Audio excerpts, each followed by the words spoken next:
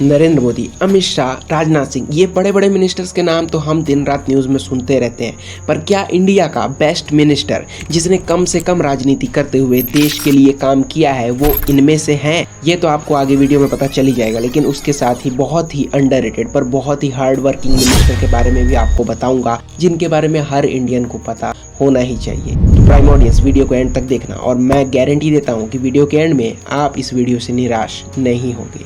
So let's start. Number 3 पर मैंने रखा है नितिन गडकरी जी को। इन्होंने 1995 से महाराष्ट्र के road transport and highways minister बनते ही महाराष्ट्र के इंफ्रास्ट्रक्चर को फर्श से अर्श तक पहुंचाया। मुंबई में 55 फ्लाईओवर्स का निर्माण करवाया, जिससे ट्रैफिक मैनेज करने में बहुत आसानी हुई। और हम सभी जानते हैं कि मुंबई में ट्रैफिक कितनी बड़ी प्रॉब्लम है। इसी के साथ 165 अनकनेक्टेड गाँवों को जोड़ने का काम किया, जो कि इंडिपेंडेंस से ही रोडलेस थे। इन्होंने अभी तक टोटल 19 पॉलिटिकल डेजिग्नेशन संभाली है, जितनी एक्चुअली हम में से कईयों की उम्र भी नहीं होगी। अटल बिहारी वाजपेयी जी की गवर्नमेंट में इन्हें नेशनल रूरल डेवलपमेंट कमेटी का चेयरमैन बनाया गया और कई मीटिंग्स और ऑब्जर्वेशंस के बाद इन्होंने एक रिपोर्ट सबमिट की, जिसके बाद ही प्रधानमंत्री ग्राम सड़क योजना करीब 600 बिलियन रुपीस की योजना शुरू की गई, जिसने गांव-गांव को देश के कोने कोने से जोड़ने का सबसे बड़ा अचीवमेंट हासिल किया। 2014 में मंत्री बनते ही उन्होंने अपने पहले ही साल में देश के रोड बनाने के रेट को 2 किलोमीटर पर डे से बढ़ाकर 16.5 किलोमीटर पर डे तक बढ़ा दिया और अगले ही कुछ साल में यानी 2019 में यह रेट बढ़ाकर 36 किलोमीटर पर डे तक पहुंचा दिया, जो कि बहुत ही बड़ा अचीवमेंट था हमारे देश की प्रगति के लिए। नंबर 2, प्रधानमंत्री मोदी। सभी मोदी फैंस अब मुझसे डिसअपॉइंट मत होना और ये मत कहना कि प्रधानमंत्री को मैंने सेकंड पर क्यों रख दिया, फर्स्ट पर क्यों नहीं रखा, उनसे अच्छा मिनिस्टर तो कोई हो नहीं सकता वगैरह वगैरह, या आपकी क्वेरीज हो सकती हैं। लेकिन इसके पीछे बहुत बड़ा रीज़न है कि प्रधानमंत्री है। पूरे कैबिनेट का जो परफॉर्मेंस होता है वो भी उनके ही जिम्मे आता है, इसलिए रखा है। बात तो सही है। तो प्रधानमंत्री मोदी एक दार्शनिक और सीनियर लीडर के रूप में देश का लीडरशिप कर रहे हैं और उन्होंने और उनकी सरकार ने कई अचीवमेंट्स हासिल किए हैं, साथ ही साथ कई फेलियर्स भी हासिल किए हैं। उन दोनों के बारे में आपको बताऊंगा। तो प्रधानमंत्री की पर्सनैलिटी उनको एक आइडियल लीडर बनाती है। वो एक निडर नेता हैं, भारत की इमेज को दुनिया में बनाने और भारत का रिप्रेजेंटेटिव के रूप में सभी देशों के साथ डिप्लोमेसी और रिश्तों में सुधार किया है, जो कि बहुत ही अच्छी बात है। दूसरी चीज़ मुझे ये अच्छी लगती है कि प्रधानमंत्री एजुकेटेड के साथ साथ विदाउट पॉलिटिकल बैकग्राउंड जो कि प्रोफेशनल्स थे उनको भी अपने कैबिनेट में जगह दे रहे हैं। जैसे कि आपको एग्जांपल के लिए डॉक्टर जयशंकर ही ले लीजिए, जो कि पिछली सरकारों में हमें नहीं दिखाई देता था। इसके अलावा आत्मनिर्भर भारत का जो व्यू मोदी जी का है, उससे हमारे देश के जो स्टार्टअप्स हैं उनको बढ़ावा मिल रहा है और डिफेंस सेक्टर से लेके प्राइवेट सेक्टर तक इंडियन टेक्नोलॉजी को यूज़ किया जा रहा है, जो कि बहुत ही अच्छा व्यू है हमारे देश के लिए। इसके अलावा प्रधानमंत्री आवास योजना के तहत गरीबों को घर दिलाने से लेकर स्वच्छ भारत मिशन चला के घर घर तक, मतलब गांव-गांव तक टॉयलेट बनवाने तक, ये काम बहुत ज़्यादा सराहनीय है। अब अचीवमेंट्स हो गया, तो अब फेलियर्स की भी बात कर लेते हैं।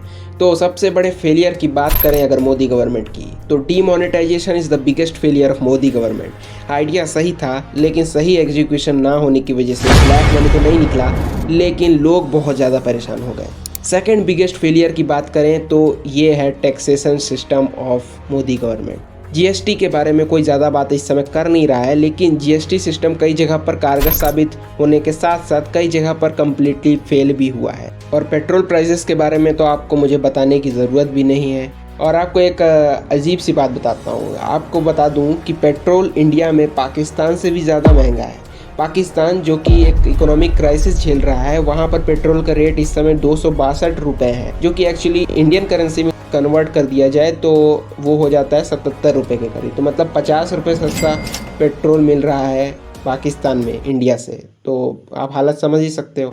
लास्टली, मीडिया इंस्टीट्यूशंस की कमज़ोर होना सबसे बड़ा ड्रॉबैक है, जिससे डेमोक्रेसी कमज़ोर हो रही है और मीडिया सरकार की जो कमियां हैं उसको सामने नहीं ला रही है, जो कि जनता को बेवकूफ़ बनाने जैसा है। तो नंबर 1 पोजीशन के लिए मोस्ट डिजर्विंग पॉलिटिशियन, जो अपने बड़े बड़े भाषण देने के लिए फेमस नहीं है, सिर्फ अपने काम के दम पर आज एक बड़ा मुकाम हासिल कर लिया है, एक पॉलिटिशियन होने के साथ साथ एक इकोनॉमिस्ट भी हैं। इनको इस लिस्ट में रखना बनता था क्योंकि अपने कुछ साल के ही मिनिस्टरहुड में इन्होंने कई बड़े अचीवमेंट्स हासिल कर लिए हैं। सबसे पहले इनकी एजुकेशन की बात करें तो इन्होंने जवाहरलाल यूनिवर्सिटी से MA MPhil इन इकोनॉमिक्स की डिग्री हासिल की है। MP बनने के बाद 2017 तक इन्होंने मोदी गवर्नमेंट में जूनियर मिनिस्टर के रूप में काम किया। 2017 में पहली बार निर्मला सीतारमण ने डिफेंस मिनिस्टर के रूप में अपना पदभार संभाला, जो कई लोग के लिए एक सरप्राइज था। और इसी के साथ निर्मला सीतारमण बन गई देश की पहली full time female defence minister. अपने 2 साल के कार्यकाल में वो बहुत ही सक्सेसफुल डिफेंस मिनिस्टर रहीं और बालाकोट एयर स्ट्राइक भी उनके ही कार्यकाल में सक्सेसफुली एग्जीक्यूट कराई गई। अब बात आती है 2019 की। 2019 में इन्होंने पहली बार फाइनेंस मिनिस्टर की पोस्ट संभाली। उसके कुछ महीने बाद ही कोरोना वायरस पेंडेमिक की चपेट में हमारा देश आ गया और लॉकडाउन लगने की वजह से देश की इकोनॉमी स्ट्रगल करने लगी। ऐसे में देश की इकोनॉमी को संभालना बहुत चैलेंजिंग टास्क था एक इनएक्सपीरियंस्ड मिनिस्टर के लिए। और ऐसे समय में निर्मला सीतारमण ने बजट पेश किया, राहत पैकेजेस लाई। आत्मनिर्भर भारत का जो व्यू था वो चाहे मोदी जी का हो, लेकिन उसे इम्प्लीमेंट करने में बहुत बड़ा योगदान निर्मला सीतारमण जी का है, जिससे कि हमारा देश चाइना के ऊपर जो डिपेंडेंसी है उससे बाहर निकल सके। देश की इकोनॉमी को पेंडेमिक के वक्त स्टेबलाइज रखा और उसके बाद इवेंचुअली निकाला और उनके ही वर्किंग पीरियड में हमारा देश 5th लार्जेस्ट इकोनॉमी बन गया है with 7.2% record breaking growth rate. Pandemic के समय इन्हें रिज़ाइन करने के लिए भी कहा जा रहा था और उस समय से इन्होंने हमारे देश को बाहर निकाला है और प्रूव किया है she is right for the position.